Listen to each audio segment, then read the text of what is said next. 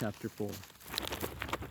From this day, natural philosophy, and particularly chemistry, in the most comprehensive sense of the term, became nearly my sole occupation. I read with ardor those works, so full of genius and discrimination, which modern inquirers have written on these subjects. I attended the lectures and cultivated the acquaintance of the men of science of the university, and I found even in M. Kremp a great deal of sound sense and real information, combined, it is true, with a repulsive physiognomy and manners, but not on that account the less valuable. In M. Waldman I found the true friend. His gentleness was never tinged by dogmaticism, and his instructions were given with an air of frankness and good nature that banished every idea of pedantry. In a thousand ways he smoothed for me the path of knowledge and made the most abstruse inquiries clear and facile to my apprehension. My application was at first fluctuating and uncertain. It gained strength as I proceeded, and soon became so ardent and eager that the stars often disappeared in the light of the morning whilst I was yet engaged in my laboratory. As I applied so closely, it may be easily conceived that my progress was rapid. My ardor was indeed the astonishment of the students, and my proficiency that of the masters. Professor Kremp often asked me with a sly smile how Cornelius Agrippa went on, whilst M. Waldman expressed the most heartfelt exultation in my progress. 2 years passed in this manner, during which I paid no visit to Geneva, but was engaged, heart and soul, in the pursuit of some discoveries which I hoped to make. None but those who have experienced them can conceive of the enticements of science. In other studies you go so far as others have gone before you, and there is nothing more to know. But in the scientific pursuit there is continual food for discovery and wonder. A mind of moderate capacity, which closely pursues one study, must infallibly arrive at great proficiency in that study, and I, who continually sought the attainment of one object of pursuit, and was solely wrapped up in this, improved so rapidly that at the end of 2 years I made some discoveries in the improvement of some chemical instruments, which procured me great esteem and admiration at the university. When I had arrived at this point, and had become as well acquainted with the theory and practice of natural philosophy as depended on the lessons of any of the professors at Ingolstadt, my residence there being no longer conducive to my improvements, I thought of returning to my friends and my native town, when an accident happened that protracted my stay. One of the phenomena which had peculiarly attracted my attention was the structure of the human frame, and, indeed, any animal endued with life, whence I often asked myself, did the principle of life proceed? It was a bold question, and one which has ever been considered as a mystery. Yet, with how many things we are upon the brink of becoming acquainted, if cowardice or carelessness did not restrain our inquiries, I resolved these circumstances in my mind, and determined thenceforth to apply myself more particularly to those branches of natural philosophy which relate to physiology, unless I had been animated by an almost supernatural enthusiasm. My application to this study would have been irksome and almost intolerable. To examine the causes of life, we must first have recourse to death. I became acquainted with the science of anatomy, but this was not sufficient. I must also observe the natural decay and corruption of the human body. In my education, my father had taken the greatest precautions that my mind should be impressed with no supernatural horrors. I do not ever remember to have trembled at a tale of superstition, or to have feared the apparition of a spirit. Darkness had no effect upon my fancy, and the churchyard was to me merely the receptacle of bodies deprived of life, which, from being the seat of beauty and strength, have become food for the worm. Now I was led to examine the cause and progress of the decay, and forced to spend days and nights in vaults and charnel houses. My attention was fixed upon every object, the most insupportable to the delicacy of the human feelings. I saw how the fine form of man was degraded and wasted. I beheld the corruption of death succeeding to the blooming cheek of life. I saw how the worm inherited the wonders of the eye and brain. I paused, examining and analyzing all the minutiae of causation as exemplified in the change from life to death and death to life, until from the midst of this darkness a sudden light broke in upon me, a light so brilliant and wondrous, yet so simple, that while I became dizzy the immensity of the prospect which it illustrated, I was surprised that among so many men of genius who had directed their inquiries towards the same science, that I alone should be reserved to discover so astonishing a secret. Remember, I am not recording the vision of a madman.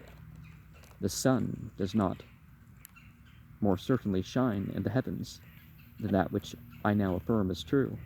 Some miracle might have produced it, yet the stages of the discovery were distinct and probable. After days and nights of incredible labor and fatigue, I succeeded in discovering the cause of generation in life. Nay, more, I became myself capable of bestowing animation upon lifeless matter. The astonishment which I had at first experienced on this discovery soon gave a place to delight and rapture. After so much time spent in painful labor, to arrive at once, the summit of my desires, was the most gratifying consummation of my toils. But this discovery was so great and overwhelming that all the steps by which I had been progressively led to it were obliterated, and I beheld only the result. What had been the study and desire of the wisest men since the creation of the world was now within my grasp. Not that, like a magic scene, it all opened upon me at once. The information I had obtained was of a nature rather to direct my endeavors, so soon as I should point them toward the object of my speech, than to exhibit that object already accomplished. I was like the Arabian who would have been buried with the dead, and found a passage to life, aided only by one glimmering and seemingly ineffectual light. I see by your eagerness, and the wonder and hope which your eyes express, my friend, that you expect to be informed of the secret with which I am acquainted. That cannot be. Listen patiently until the end of my story, and you will easily perceive why I am reserved upon that subject. I will not lead you on, unguarded and ardent, as I then was, to your destruction and infallible misery. Learn from me, if not by my precepts, at least by my example, how dangerous is the acquirement of knowledge, and how much happier that man who believes his native town to be the world, than he who aspires to become a greater than his nature will allow. When I found so astonishing a power placed within my hands, I hesitated a long time concerning the manner in which I should employ it. Although I possessed the capacity of bestowing animation, yet to prepare a frame for the reception of it, with all its intricacies, fibers, muscles, and veins, still remained a work of inconceivable difficulty and labor. I doubted at first whether I should attempt the creation of a being like myself, or of one of simpler organization, but my imagination was too much exalted by my first success to permit me to doubt of my ability to give life to an animal as complex and wonderful as man. The materials at present within my command hardly appeared adequate to so arduous an undertaking, but I doubted not that I should ultimately succeed. I prepared myself for a multitude of reverses. My operations might be incessantly baffled, and at last my work be imperfect. Yet, when I considered the improvement which every day takes place in science and mechanics, I was encouraged to hope my present attempts would at least lay the foundations of future success, nor could I consider the magnitude and complexity of my plan as an argument of its impracticability. It was with these feelings that I began the creation of a human being, as the minuteness of the parts formed a great hindrance to my speed. I resolved, contrary to my first intention, to make the being of a gigantic stature, that is to say, about 8 feet in height and proportionately large. After having formed this determination and having spent some months in successfully collecting and arranging my materials, I began. No one can conceive the variety of feelings which bore me onwards like a hurricane. In the first enthusiasm of success, life and death appeared to me ideal bounds, which I should at first break through, pour a torrent of light into our dark world. A new species would bless me as its creator and source. Many happy and excellent natures would owe their being to me. No father could claim the gratitude of his child so completely as I should deserve theirs.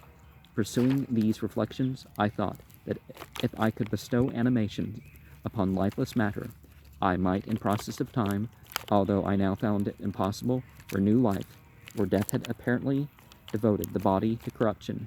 These thoughts supported my spirits while I pursued my undertaking with unremitting ardor. My cheek had grown pale with study, and my person had become emaciated with confinement.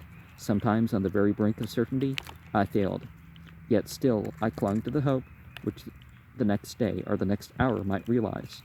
One secret which I alone possessed was the hope to which I had dedicated myself, and the moon gazed on my midnight labors, while, with unrelaxed and breathless eagerness, I pursued nature to her hiding places. Who shall conceive the horrors of my secret toil as I dabbled among the unhallowed damps of the grave, or tortured the living animal to animate the lifeless clay? My limbs now tremble, and my eyes swim with remembrance, but then a resistless and almost frantic impulse urged me forward. I seemed to have lost all soul or sensation, but for this one pursuit. It was indeed but a passing trance, that only made me feel with renewed acuteness. So soon as, the unnatural stimulus ceasing to operate, I had returned to my old habits. I collected bones from charnel houses, and disturbed with profane fingers the tremendous secrets of the human frame. In a solitary chamber, or rather cell, at the top of the house, and separated from all the other apartments by a gallery and a staircase, I kept my workshop of filthy creation. My eyeballs were starting from their sockets in attending to the details of my employment. The dissecting room and the slaughterhouse furnished many of my materials, and often did my human nature turn with loathing from my occupation, whilst still urged on by an eagerness which perpetually increased. I brought my work near to a conclusion. The summer months passed while I was thus engaged, heart and soul, in one pursuit. It was the most beautiful season. Never did the fields bestow a more plentiful harvest, or the vines yield a more luxuriant vintage, but my eyes were insensible to the charms of nature, and the same feelings which made me neglect the scenes around me caused me also to forget those friends who were so many miles absent, and whom I had not seen for so long a time. I knew my silence disquieted them, and I well remembered the words of my father. I know that while you are pleased with yourself, you will think of us with affection, and we shall hear regularly from you. You must pardon me if I regard any interruption in your correspondence as a proof that your other duties are equally neglected. I knew well, therefore, what would be my father's feeling, but I could not tear my thoughts from my employment, loathsome in itself, which was, but which had taken an irresistible hold on my imagination. I wished, as it were, to procrastinate all that related to my feelings of affection until the good object, which swallowed up every habit of my nature, should be completed. I then thought that my father would be unjust if he ascribed my neglect to vice or faultiness on my part, but I am now convinced that he was justified in conceiving that I should not be altogether free from blame. A human being in perfection ought always to preserve a calm and peaceful mind, and never to allow passion or a transitory desire to disturb his tranquillity. I do not think that the pursuit of knowledge is an exception to this rule. If the study to which you apply yourself has a tendency to weaken your affections and to destroy your taste for those simple pleasures in which no alloy can possibly mix, then that study is certainly unlawful, that is to say, not befitting the human mind. If this rule were always observed, no man would have allowed any pursuit whatsoever to interfere with the tranquillity of his domestic affections. Greece had not been enslaved. Khazar would have spared his country. America would have been discovered more gradually, and the empires of Mexico and Peru had not been destroyed. But I forget I'm moralizing in my own interesting part of my tale, and your looks remind me to proceed. My father made no reproach in his letters, and took only notice of my silence by inquiring into my occupations more particularly than before.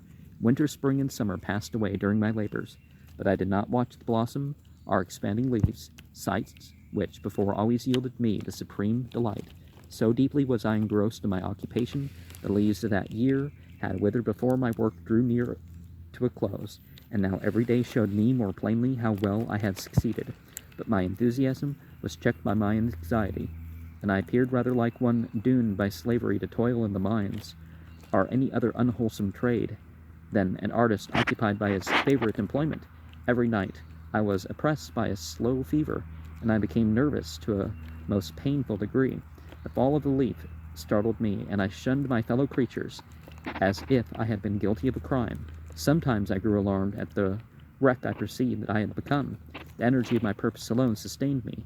My labors would soon end, and I believed that exercise and amusement would then drive away incipient disease, and I promised myself both of these when my creation should be completed.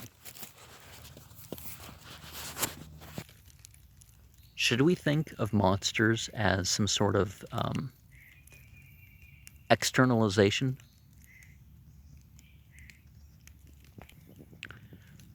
Of course, the creature with yellow, watery, speculative eyes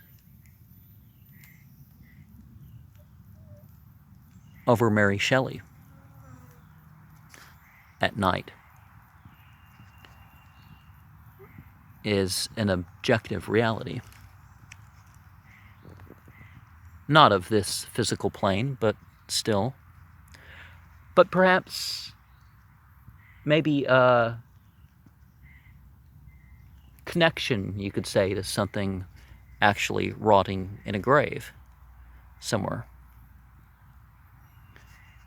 Now, I would say Freudians are wrong about the nightmares being whatever.